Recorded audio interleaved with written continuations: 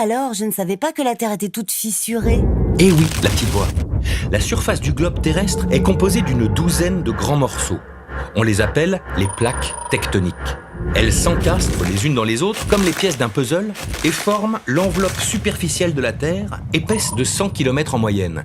C'est la lithosphère. D'accord, mais quel est le rapport avec les séismes? Pour le comprendre, observons le mouvement des plaques les unes par rapport aux autres. Regarde, tout se passe dans les profondeurs de la Terre. Ici, précisément, dans l'asténosphère, épaisse de 600 km. La chaleur y est très élevée et les roches sont donc ramollies. Par endroits, elles deviennent plus légères et remontent. En s'approchant de la surface, ces roches refroidissent lentement, s'alourdissent et redescendent.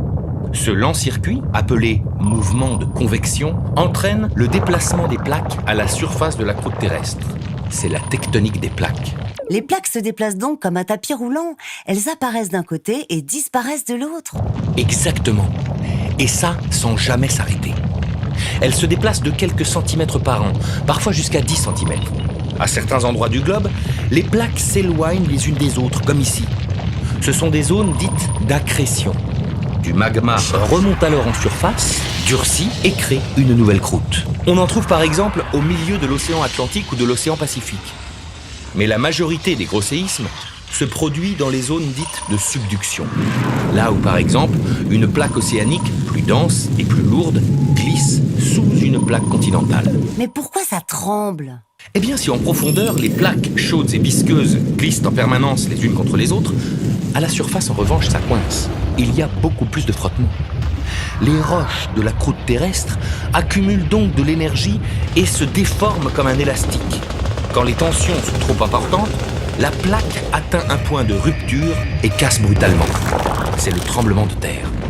Ce coulissage brusque entre deux plaques crée alors une faille qui peut se faire sur un plan vertical, une partie du sol se retrouve alors plus haute que l'autre, ou sur un plan horizontal, ce qu'on appelle un décrochement. Et parfois, les deux en même temps. Eh ben, il n'y a plus qu'à espérer que ça n'arrive qu'en mer. Détrompe-toi. En cas de séisme sous-marin, le fond océanique peut se déformer sur plusieurs milliers de kilomètres carrés en s'effondrant ou en s'élevant. La masse d'eau située au-dessus se met alors en mouvement. Une série de vagues se crée et gagne en intensité au fur et à mesure qu'elles se rapprochent des côtes.